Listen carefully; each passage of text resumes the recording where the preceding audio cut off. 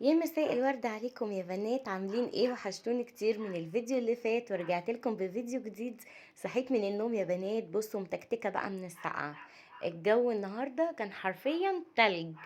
رحت دخلت المطبخ، قلت لا النهارده لازم الاكله اللي تدفي. رحت جبت ايه بقى؟ شفشق الخلاط، حطيت فيه حبه توم كده حلوين، يعني قولي مثلا راس توم، 3 طماطمات وبصلايه. بصي بقى، خرجت البصلايه برضو معاهم، ورحت قلت لهم تعالوا بقى اتضربوا ضربة متينة. كنت انا بقى في الوقت ده عملت ايه؟ كنت حطيت حلة الضغط على النار وفيها شوية حمص محترمين. ايوه النهاردة اليوم ده عايز حمص، وايه جنب الحمص هقول لكم دلوقتي. بس يا بنات من غير اي توابل ولا اي حاجة، هو الملح بس، الملح بالكمون بس، لا اكتر ولا اقل. ورحت ضربهم ضربة حلوة قوي. وتعالي بقى معايا، هنا حطيت مع الحمص مكعب مرقة. انتي تقدري تستغني عنه لو انتي ما بتحبيش المرقه، بس بجد بيخلي طعمها حلو قوي. الحمص يا بنات انا ما كنتش نقعاه لاني ما كنتش ناويه اعمل الاكله دي، بس اليوم عايز الاكله دي. فاحنا في الشتاء بنمشي على حسب الجو، يعني الجو هو اللي بيقول لنا اعملوا ايه وما تعملوش ايه. برضو الملح والفلفل، لا اسفه، الملح والكمون. اوعي تحطي فلفل اسمر للحمص، مش هيبقى حمص خالص. لازم ولا بد من البابريكا لاني انا بحبها لونها احمر. ما انت حتى طماطم برضو بحط بابريكا. قفلت حليتي كويس قوي. الحله التانية دي بقى فيها ايه؟ فيها عدس. انا عملت معاكم العدس قبل كده، عشان كده ما رضيتش اطول عليكم الفيديو. بس يا بنات انا كنت جايبه كيلو الا ربع العدس، حطيت عليه 3 جزرات كده حلوين مش كبار قوي، وتوم، وحطيت برضو الطماطم، وحطيت بصلايه.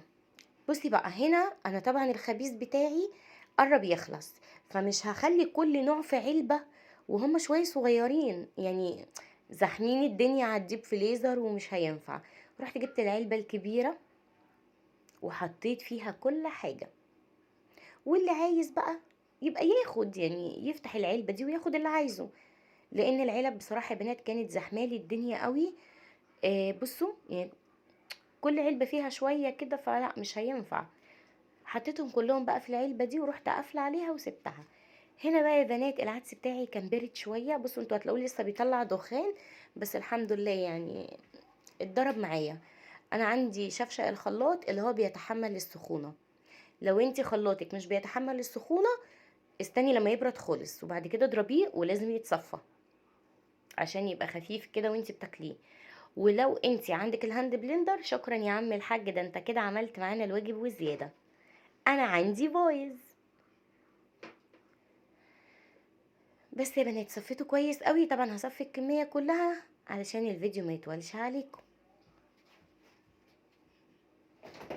بس بصي لابد ان هي هتطلع اللي هي طبعا القشر بتاع الطماطم، هو ده مش بيتضرب، واحنا مش عايزينه في العدس بتاعنا علشان المنظر برضو ما يبقاش ايه، مش هيبقى حلو يعني.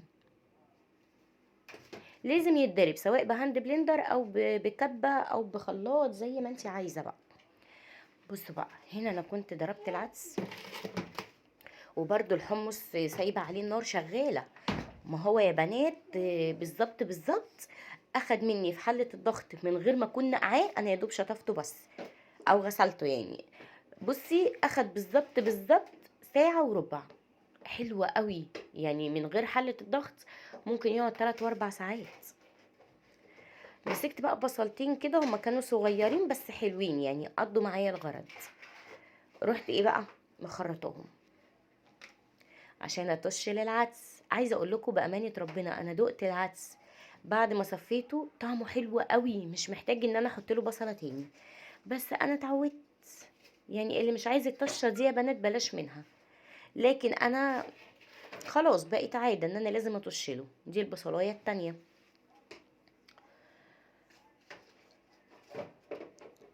انت عامل دوشه على فكره. كنت بتاخد ده؟ طب يلا خدها واطلع. بصي بقى، هنا البصلايه بتاعتي احمرت شويه. ماشي. طب ماشي سيبها انا هحطها. بصوا يا بنات، انا هنا كنت عايزه اعمل الحله الكبيره دي بشعريه والحله الصغيره دي ساده، لكن انا في الاخر هحط الحلتين على بعض وهحبه ساده اكتر. هقول لا مش عايزه شعريه بقى. بس انا هنا كنت خلصت العدس، رحت بقى عندي شويه مواعين والجو ساقعه تلج، ومش هينفع ان انا اغسلهم على الحوض لاني انا ما شغلتش السخان. ركزي يا توته، ما شغلتش السخان يا بنات. ورحت قلت لهم لا هتدخلوا غسالة الاطباق. الغسالة دي يا بنات بجد مش عايزة اقولك ان هي بجد مسعفة جدا، ولو عندك ضيوف يا سلام على الواجب اللي بتعمله.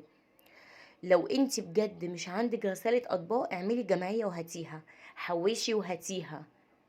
دي يا بنات نوعها وايت بوينت، بجد حلوة قوي. والمسحوق بتاعها انا عن نفسي مشترياه ليا 7 شهور ولسه مخلص، بأمانة الله ليا 7 شهور ولسه مخلص.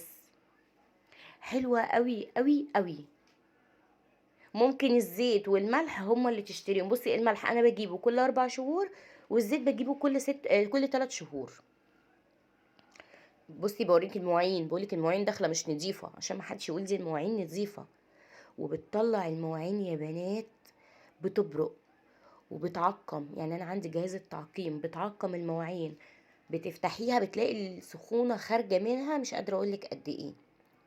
فحلوه قوي بجد. حتى بصي بحط فيها ايه، بحط فيها حلل، بتطلع لي الحلل دي بتبرق كده. الرف ده اكتفى، هحط بقى الكوبايات والحاجات ايه اللي هي الخفيفه دي من فوق. انا بص بصراحه انا ما كنتش اعرف ان التصوير كان جايب البوتاجاز. هو بعد ما خلصت هنا اضطريت ان انا احط ايدي في الميه واروح اغسل البوتاجاز. وانا هحط ايدي في الميه هحط ايدي في الميه، يلا ما علينا. بس يا بنات هو بكده خلص فيديو النهارده. لو انتي وصلتي معايا لحد هنا ما تنسيش تشتركي في القناه، واشوفك على خير في فيديو جديد. مع السلامه.